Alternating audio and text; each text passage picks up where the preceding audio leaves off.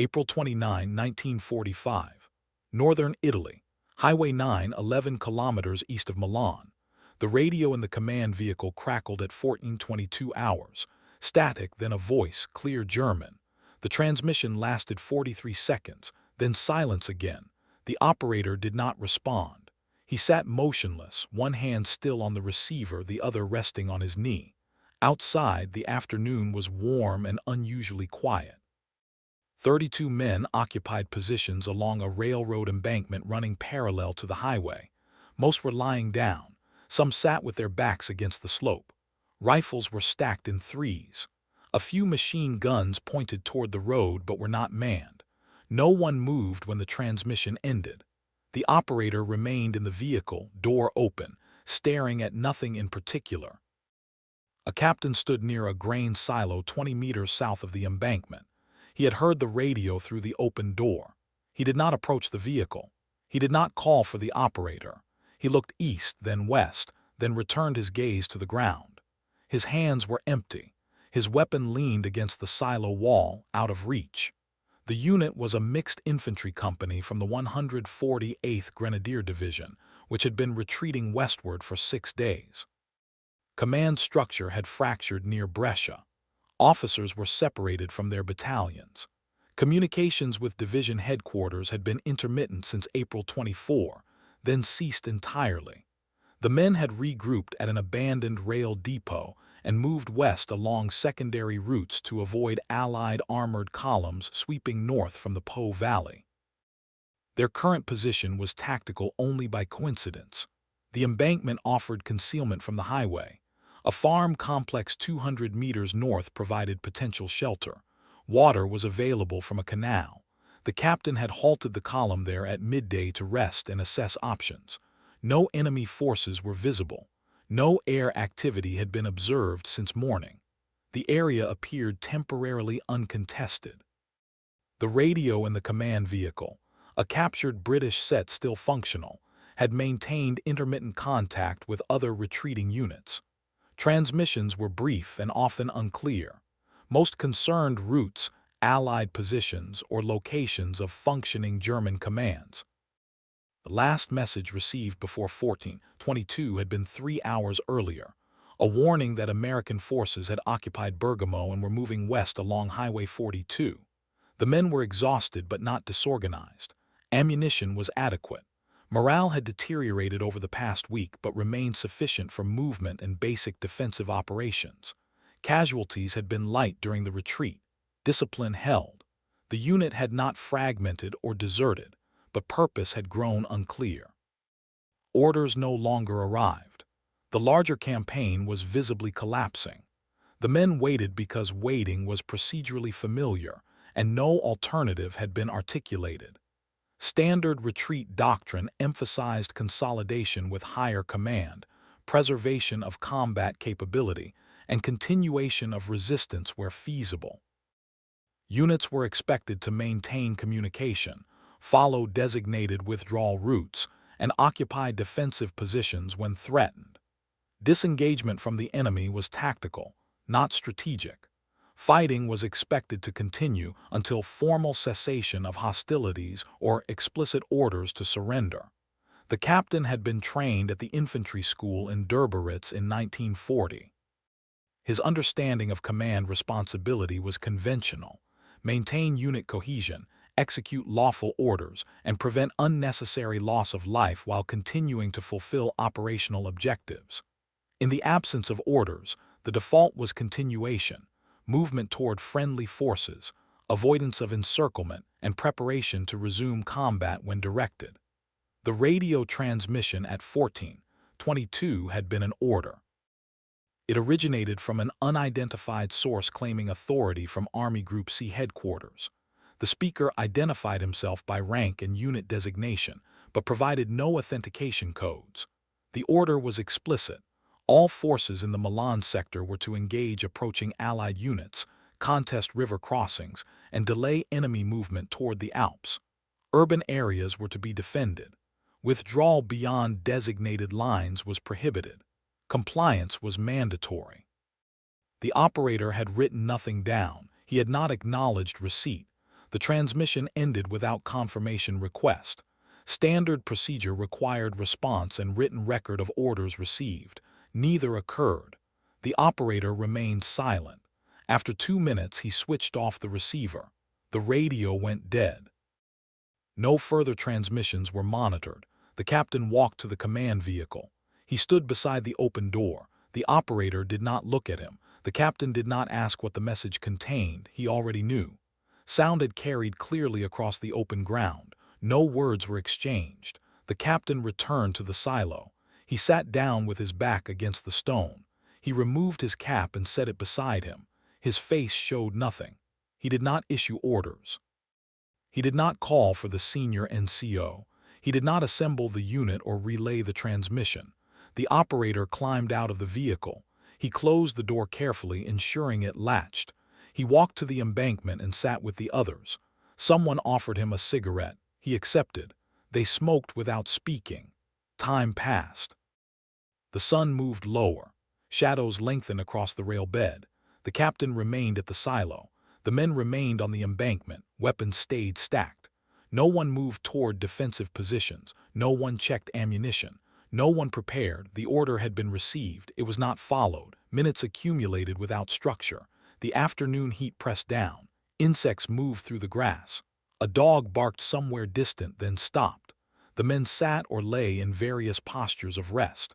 Some closed their eyes.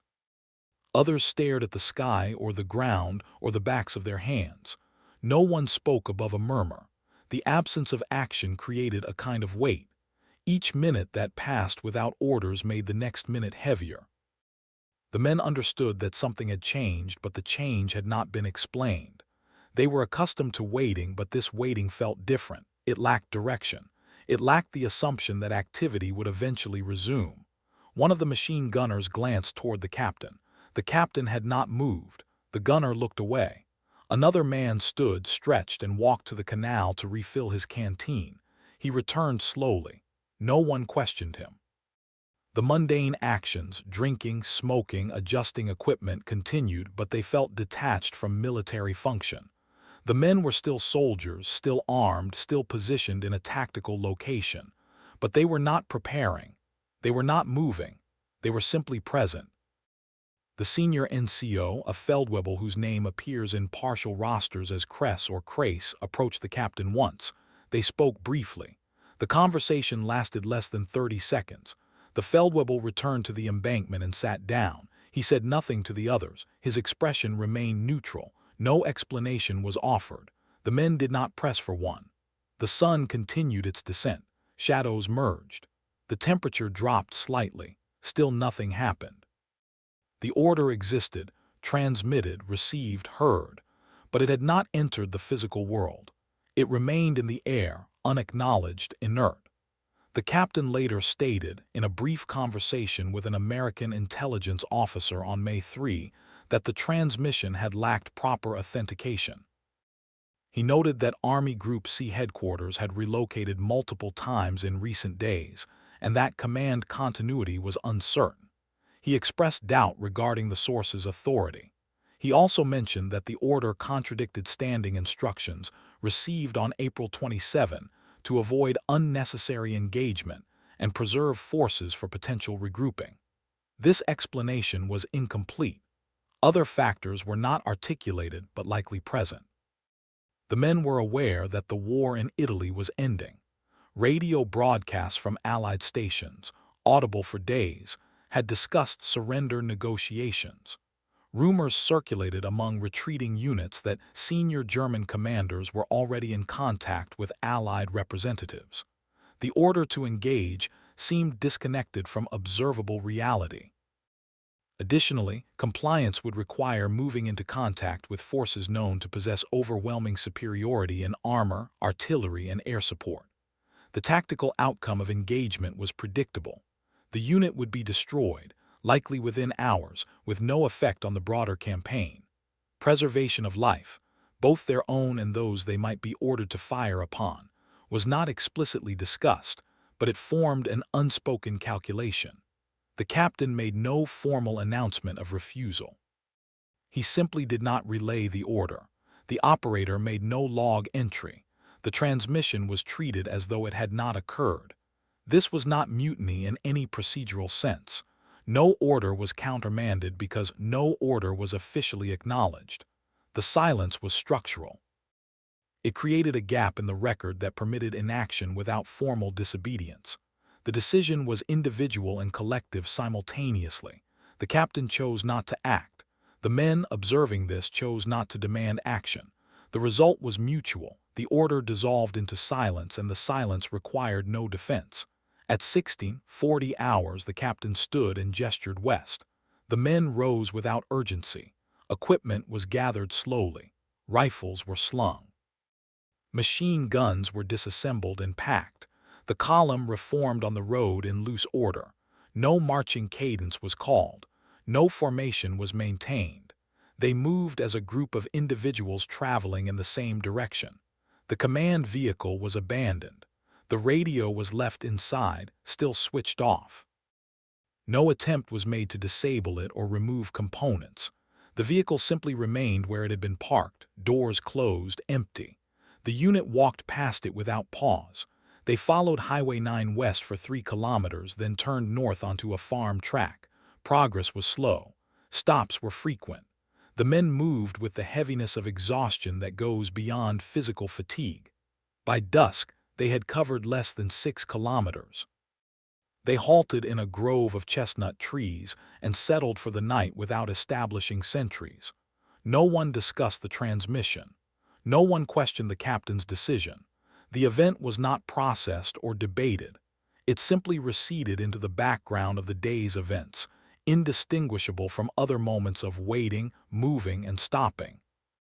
The war continued around them, but they were no longer part of its mechanics. They had stepped sideways out of the structure without announcement.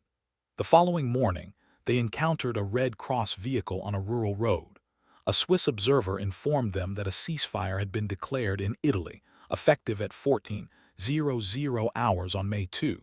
The men received this information without visible reaction. They surrendered their weapons to American forces near Como on May 4.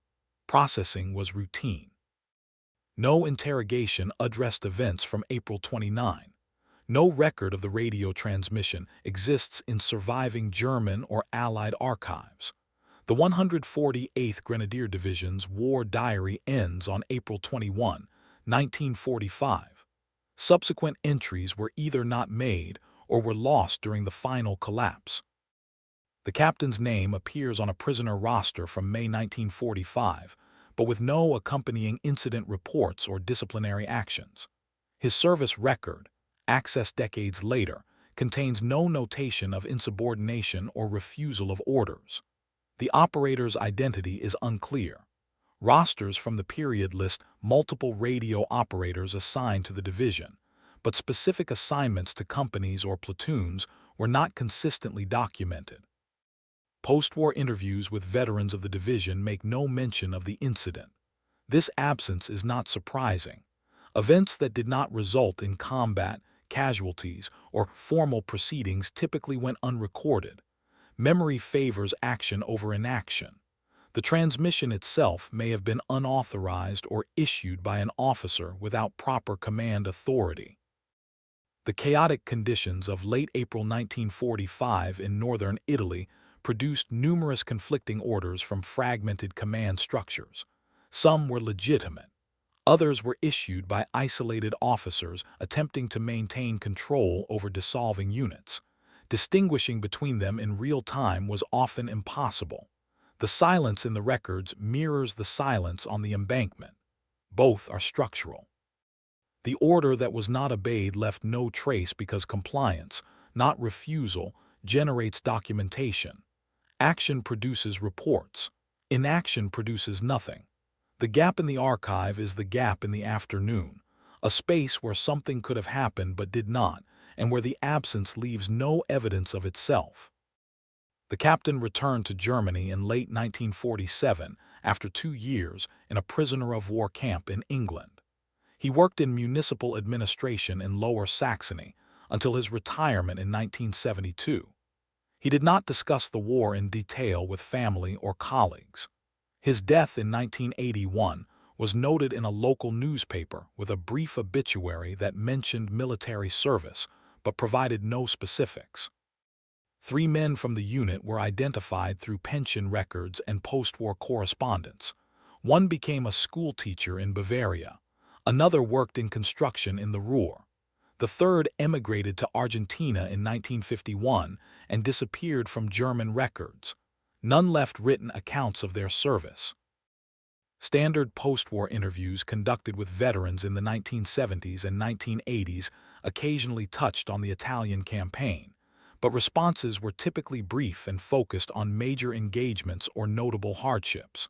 Small incidents were not recalled or were dismissed as unimportant. The Feldwebel's fate is unknown. The name appears on no casualty lists, but it also does not appear in prisoner records or post-war directories. He may have died during the final days of the campaign. He may have been released without proper documentation. He may have chosen not to register with authorities after repatriation. Records from the period are incomplete. The radio operator, if he survived, left no identifiable trace. His function was technical, and technical roles were rarely documented beyond equipment inventories. The war ended. The men dispersed. The moment on the embankment receded into personal memory, then faded entirely as the years passed and the individuals aged, forgot, or died. Highway 9 still runs east of Milan. The railroad embankment remains, though the tracks were removed in the 1960s during infrastructure modernization. The grain silo was demolished in 1983. The site is now part of an industrial park. No marker indicates that soldiers once rested there or that an order was received and ignored. The war in Italy officially ended at 14:00 hours on May 2, 1945. Fighting ceased. Prisoners were processed. Units dissolved. Documents were collected, archived, or destroyed. The vast machinery of documentation that accompanies military operations continued for months, cataloging outcomes, casualties, and significant events. Small moments, those involving neither death nor formal proceedings, were not recorded. The transmission at 14:22 hours on April 29 was heard by 32 men and 1 officer. It was not obeyed. No shots were fired. No engagement occurred. No casualties resulted. The order existed briefly, then disappeared into the same silence that had surrounded it. The men moved on. The radio was left behind. The war ended 3 days later. What did not happen left no scar. The embankment was empty by evening. The field grew quiet. The archive remained blank. And the decision, made without announcement, without discussion, without record, dissolved into the vast category of things that almost occurred but did not, and which therefore have no history,